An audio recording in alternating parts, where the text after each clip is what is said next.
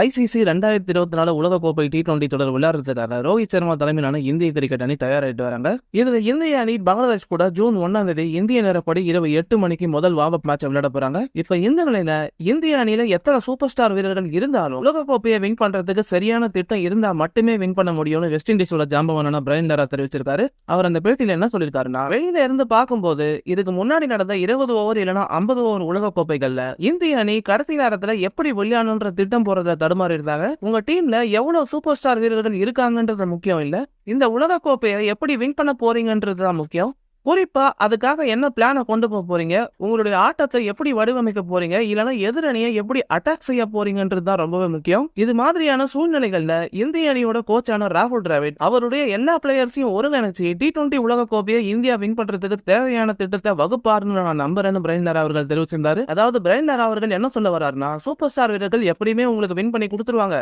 ஆனா அஜாகிரதையா இல்லாம பயிற்சியாளரான டிராவிடும் சரியான திட்டத்தை வகுக்கணும்னு அவர் கேட்டிருக்காரு. சோ டிராவிட் அவர்களுக்கு இந்திய அணியோட பயிற்சியாளரா இதுவே கடைசி தொடரா இருக்கப்படும் சொல்லப்படுற நிலையில அவர் இந்திய அணியை இந்த உலக கோப்பையை வின் பண்ண வைக்க போறாரா இல்லையான்னு பொறுத்திருந்து பார்க்கலாம். சோ மக்களே, திரு பிரையன் லாரா அவர்களோட அந்த கருத்தை பத்தி நீங்க என்ன நினைக்கிறீங்கன்னு கமெண்ட் செக்ஷன்ல சொல்லுங்க. இந்த வீடியோ உங்களுக்கு பிடிச்சதா லைக் பண்ணுங்க, ஷேர் பண்ணுங்க, மறக்காம நம்ம சேனலுக்கு சப்ஸ்கிரைப் பண்ணி சப்போர்ட் பண்ணுங்க.